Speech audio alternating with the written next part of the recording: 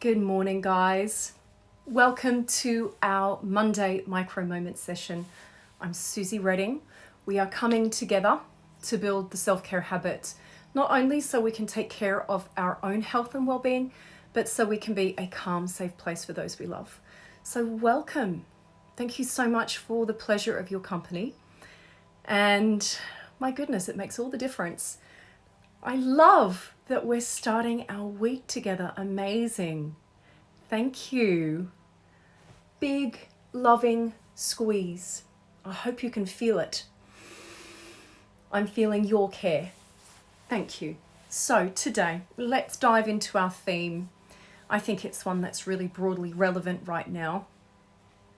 It's how to rest when you can't relax.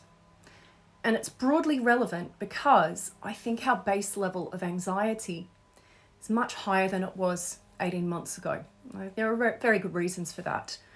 I think our nervous system is still healing from the stresses of what we have experienced and what we've weathered. And we're still in a global pandemic. Things are not normal. Yeah? I really want to go and see my mum. I can't. We drive past petrol stations. We can't get petrol. We are not in a normal state of being right now, okay? And our nervous system needs more time. We need more time and space to restore and heal and to process our experiences, okay? So if anxiety is feeling like it is bubbling up for you, you are in very good company. And my heart goes out to you. So today we're going to take a look at ways that we can rest when we feel that sense of jitteriness, that kind of zinginess. You know, you lie in bed and you might be thinking, I am exhausted, but there's sort of energy pinging about, or your thoughts are leaping about like a cheeky monkey. I want to offer up 5 different strategies. Now this list is clearly not exhaustive, but I wanted you to have something that you could do during your workday when you're at your desk. I wanted you to have something that you could do at the end of your day when you're sitting on the sofa. I wanted there to be something that would be useful for, before the school run or before an important phone call. I wanted there to be something specifically for when your mind is feeling really jittery and it's very hard to relax.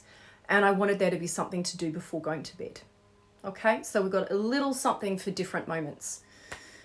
How does that sound, guys? Is this useful? How to rest when you can't relax. My first suggestion, now this is one that we can do while you're sat at your desk.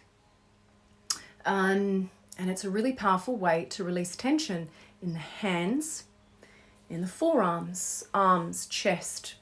Let's try it. So this is all really practical stuff, guys. These are things that you can do to dial down that jitteriness, that anxiety, and to help you rest and relax. So the first one is just a squeeze of the hands like this. Okay, try it with me. So you're clasping one hand on top of the other and you're giving it a good squeeze. Now with that squeeze, you'll notice you're not just working your hands, you're also working your forearms, you're engaging your biceps, and you're also working your chest. And I know this might be a little bit counterintuitive, but the magic is when we gently exert ourselves, it can be a gateway to physical relaxation. If I were just to say to you, hey, relax, the body might say, I've got other ideas, okay? So gentle exertion can be a way of achieving a state of peacefulness. Right, let's switch that up. So that's the hand clasp. Now notice I'm not going slowly here. You can do that with pace. Next one is interlace your fingers and squeeze. Now this might scramble the brains a bit. I would like you to slide your fingers along one notch so you have your other thumb on top, the unusual way, and squeeze. Okay, now do that. Here's the challenge. Can you do that with pace? The reason why I like this one is that it is sufficiently engaging that I cannot think about anything else at the same time. So it's a really powerful distraction from unhelpful thoughts because you can't think about anything else simultaneously. Okay, right. And then let that go. Now, do you notice how much easier it is to soften into stillness after you've done those two very brief and simple interventions? Can you feel a sense of, it's a liveliness in the hands, in the forearms, in the arms, but it's not pinging about. Yeah? It feels good. I just feel alive rather than feeling on high alert. Okay, now I just want to add one more. So there are 3 in this little desk sequence. So you've got your clasp, you've got your interlace. The next one, very simply, is the shrug and sigh. Now, can you squeeze your shoulders up to your ears? Take a deep breath in. And as you exhale, drop your shoulders with a sigh. I think we need one more of those. This is the shrug and sigh. Breathe in, lift your shoulders up. And exhale. Drop your day with a little sigh. And then hopefully we feel a little more poised, a little bit more present. How did that feel for you guys? Did you try it out? I'd love to hear. So that's our first little sequence, desk-based sequence. Now your next sequence, this is something that you can do if you're on public transport, in the car, or sat on your sofa at the end of the day. This will help you soften when it feels really hard to relax, when there's a sense of maybe zingy emotions, or we're just moving through heavy stuff, okay? We can support ourselves. Clearly this one, not while you're driving, maybe when you're at a red light, but can you take hold of one thumb? There's an acupressure point in your hand that when you hold your own hand, and with that, you know, you're not just kind of mindlessly doing this. You are, as you do this, you're extending tenderness towards yourself. This is a meaningful gesture. It just helps us come into the moment, to bear witness to our emotions. Just extend a little tenderness towards ourselves, yeah? So holding your own hand. Okay, there's another one too that will aid with emotional digestion and processing. So if you bring your hands, you always start on the right hand side of your abdomen and then slide your hands across to the left, down, around, under the belly button, and keep going. So we always circle just in this one direction, starting at the right hand side, down and around. So you're stimulating the digestive tract in the direction it wants to go, okay? Now with any touch, you are releasing oxytocin, which is a feel-good hormone. It's the bonding hormone. It helps us feel safe. It creates a feeling of belonging. Okay, so this tummy rub can be really soothing. And then let that go. All right, so that's our second strategy. For when you're seated, hold your own hand or try that tummy rub. How does that sound, guys? Is that something that you've... Amazing. Thank you. It feels soothing. I'm so pleased. Yeah, maybe that's might be some things that you already do, but it's just reminding you. Yeah. Okay. Now the next one, this is a standing sequence. This is good for when you've got to keep going. Yes. But we just need a moment to restore, and that sense of bubbly energy is very present. Right. Let's start with, okay. So research shows that when we have a sense of freedom of our movement, it's really uplifting. And obviously we know that movement has a potent antidepressant effect. So the first suggestion I would have, if you're finding it really hard to relax but you need to restore, would be to do some kind of high knee skipping. Okay, so this doesn't have to be explosive, but what we're looking for is a real freedom of movement. High knees, yep, like a high march, or you could get some bounce to it, whatever it is, right? Okay, it'll look stupid, I don't care, it works. So we've got a high knee skipping. The other one would be standing twist. Now I want you to imagine that you are 4 years old. You're wearing a bright yellow t-shirt. Or if you're a girl, you're wearing whatever you want. You can have a floaty skirt on, whatever you want.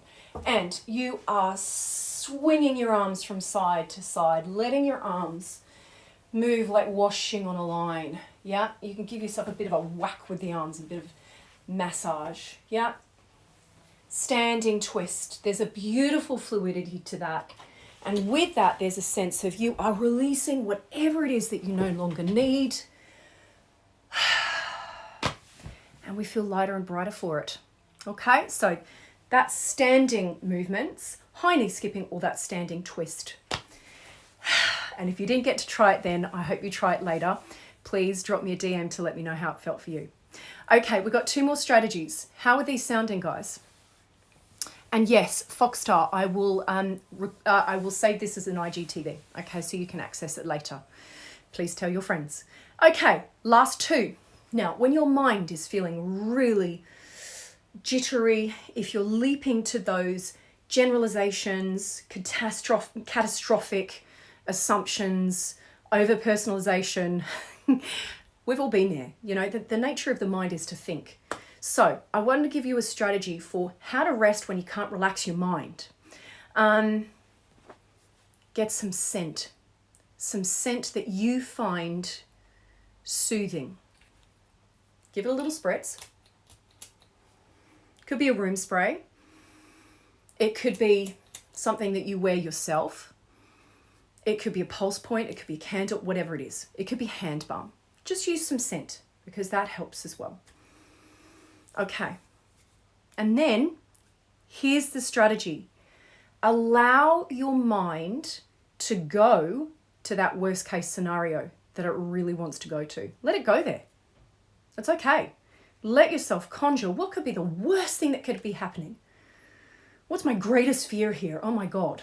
Let your mind go there. Because in my experience, as soon as I say to myself, I mustn't think that, I shouldn't think that, I can't think that, well, then those thoughts get bloody loud, right? It doesn't work. Quit trying to eradicate thoughts. Let yourself go there. The other reason why it's actually useful to let yourself go there is that sometimes you actually generate some really useful solutions if that thing eventuated. You do some useful problem solving, potentially. But the trick is, we don't just let our mind linger there. We also then give equal airtime to the best case scenario. What's the best thing that could happen? Let your mind linger there. Feel the little smile it brings to your face. But we don't stop there. We also allow equal airtime to what's the most likely outcome. Okay? And once we've done that, we say, right, I've thought about all of these possibilities. Now I'm going to give myself permission to think about something else. And maybe we give ourselves something to think about. Maybe it's movement, maybe it's breath work, maybe it's journaling, maybe we phone a buddy, maybe we sit in nature, whatever it is. Okay? You give yourself permission to think about something else. Right. Last one. Now this is the one that I would recommend doing before going to bed. Okay? You might be feeling bone tired, but there still might be a sense of jittery energy in your muscles, or maybe it's your brain that just won't quit. Okay, can you please lie down on the floor and just do some knee hugs? Now I'm going to stay seated because obviously you won't be able to see me otherwise. So there's nothing fancy here. You could, I would recommend start with both legs outstretched, so your legs are long, unless that's uncomfortable for your lower back, in which case you can lie with your knees bent and your feet flat on the floor. And the action is just a simple squeeze. Start with your right knee, always right knee to chest and down, and left knee to chest and down. So this is good for, again, stimulating the digestive tract. So we've got these knee hugs. It's going to release tension in your abdomen, and it releases your hips, it releases your lower back, and just gives you something to anchor your mind on. So instead of all of these anxious thoughts floating around, you're thinking about these knee hugs. All right, so you've done maybe, I don't know, at least 6 on each side. And hopefully having done that, we just feel a little calmer. And then we finish with a breathing practice. So again, being guided by your comfort, you'll either lie, legs outstretched, or knees bent, feet flat on the floor, arms down, palms facing down by your sides. Then, as you breathe in, raise your arms up and overhead. And as you breathe out, lower your arms down by your sides. So this is done lying on the floor. Inhaling, raising the arms up and overhead to the floor behind you. And exhale, slowly lower the arms back down by your sides, right? This movement of the arms helps to elongate the inhalation, and it helps to deepen the exhalation. So we are breathing better. And the very, very simple mantra is, when you breathe better, you feel better. Okay? When you breathe naturally and expansively, we stimulate the parasympathetic nervous system. Now, this is our rest and digest. We cannot be in a state of parasympathetic activation at the same time as sympathetic activation. We cannot be, from a physiological point of view, in rest and digest at the same time as the stress response. So as soon as you calm your breathing, you will be in a more relaxed state. Okay? So do that one lying on the floor. A beautiful segue to rest, which is clearly the segue to sleep. Inability to relax is one of the biggest barriers to getting to sleep. Okay, so all of these strategies, if you think about this, this is a way of paving the way for better sleep throughout the whole course of your day. You've got the shrug and sigh, you've got these hand movements, you've got the holding the hand, the tummy rub, the high knee skipping, the standing twist. You've got that mental strategy, best, worst, most likely case scenarios. You've got scent, you've got the knee hugs, and you've got this beautiful, this one's bellows breath. So many different things to try. And I hope you also find that these help you to rest when it's hard to relax. Let me know how you go. So please, I will save this as an IGTV so you can come back to it.